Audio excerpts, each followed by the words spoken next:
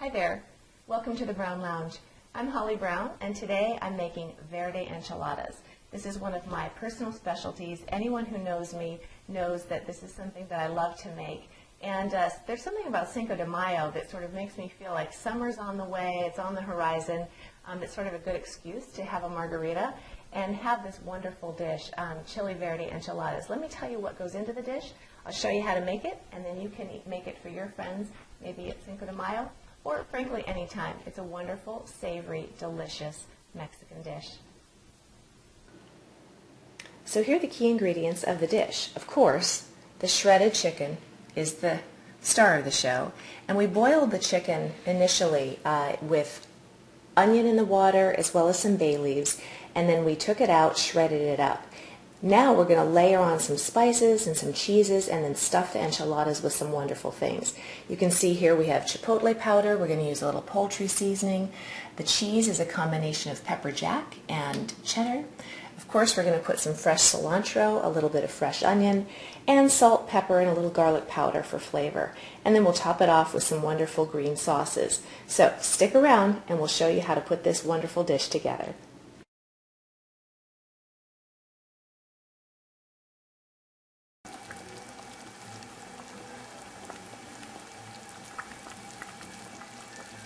So after about 10 minutes or so, you want to check the chicken, check for doneness, and what you want to do is just take it out of the boiling water, cut it, and see how it looks on the inside.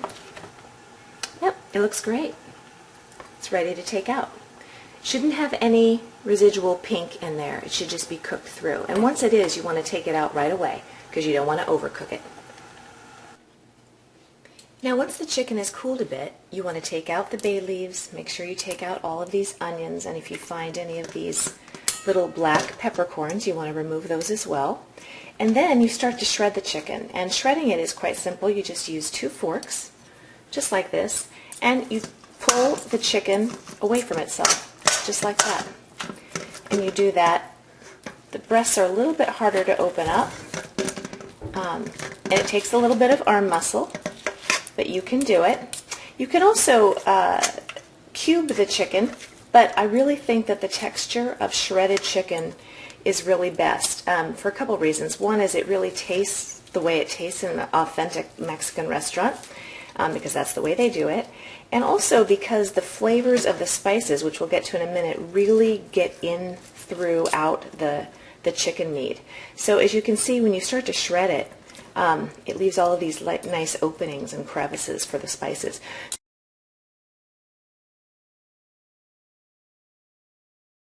So once your chicken is boiled and you've shredded it, and it looks just like that, quite beautiful, we're going to put in all of our spices and cheeses. So here's what we've got. We've got a little poultry seasoning. And remember that all of the recipe details for all of our dishes are always on thebrownlounge.com. We also post them on SlideShare, believe it or not.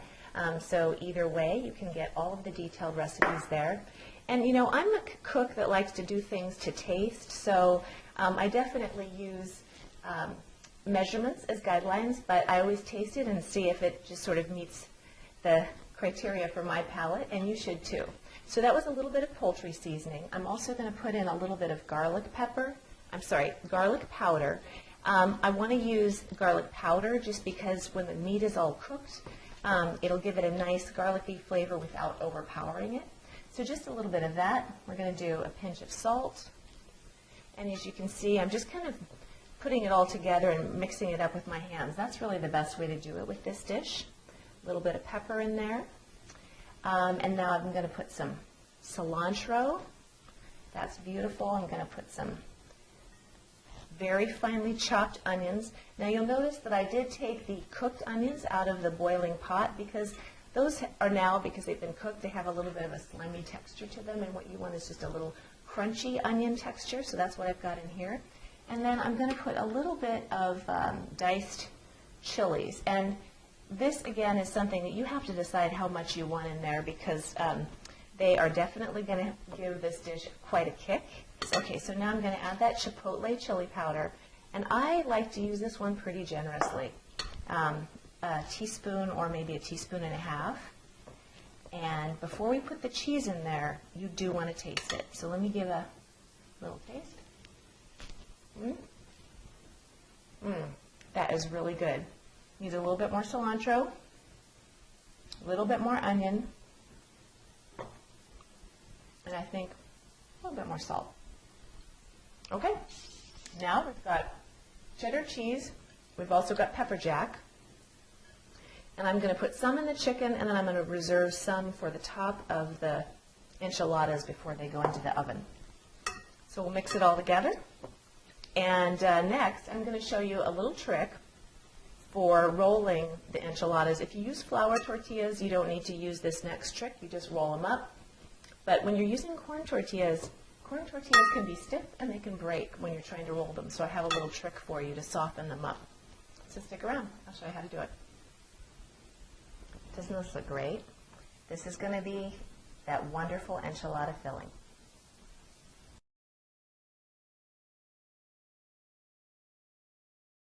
Here we go with the last step. As I mentioned before, if you're going to use corn tortillas, and quite frankly, I love corn tortillas with this dish, they are a little stiff and they break easily. So what I want, this one's actually not good, so I'm not going to use that one. What we do really quickly is we've got this sizzling water in a pan. You just grab your corn tortilla and quickly just douse it in the water, just really quickly. You don't want to get it too soft because then it'll be too soft in the dish. But now it's pliable, so you just put your chicken in and just go like that, and then you roll it up just like that, and then push it over to the end. And I've got some Wesson oil, just some regular vegetable oil there, and you just keep doing that one at a time. Really quickly, just enough to soften it so it'll nicely roll without breaking. And then just do this with your hands. It can be a little bit messy, but that's part of the fun. And just fill up your pan. This dish, I used 4 chicken breasts. And so this dish will actually, this amount of chicken will fill up 2 serving dishes of this size. So I'm actually going to do one with corn because I love corn. My kids tend to like the flour, so I'm going to do it for them. And in fact, if you're going to serve younger kids who really wouldn't like the onions or the spices that are in this chicken, just go ahead and reserve a breast, and then just do salt, pepper, and cheese. And don't put all of the other ingredients in it, and they'll love it. You can make a separate batch just for them.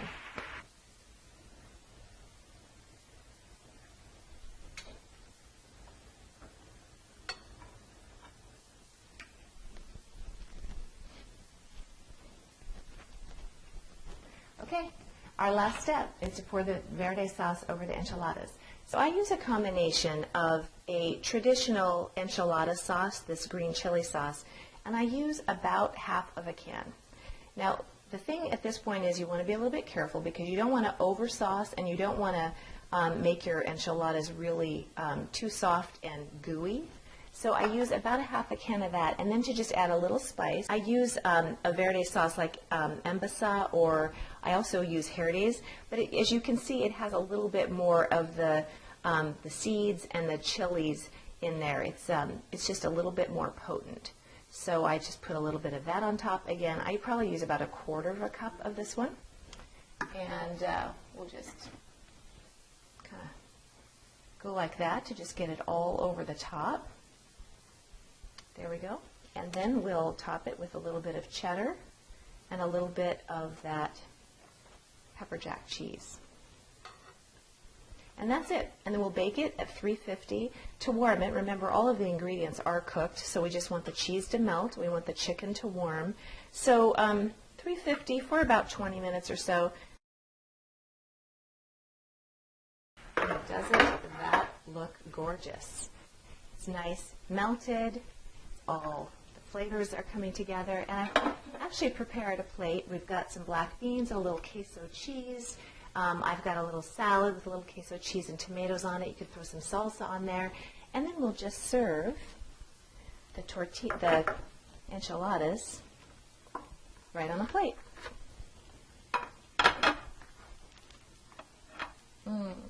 That is going to be fantastic. Well, that's it. We're all done. It's time to taste this wonderful enchilada. I put a couple of little bits of avocado on this one, but if you want my guacamole recipe, which is also really good, go to thebrownlounge.com and just in our search tool, type in guacamole and you'll get my recipe for that too. Corn tortillas. Can't beat it. Perfect spice. It's really delicious. Try this if you like it. Definitely subscribe to us on YouTube. We put out a new show every Thursday. And thebrownlounge.com has wonderful videos, recipes, a weekly blog. And in fact, if you want to really keep up with us, like us on Facebook or follow us on Twitter. We're always posting interesting ideas for food, wine, and events. And we hope you enjoyed this. We'll see you next time.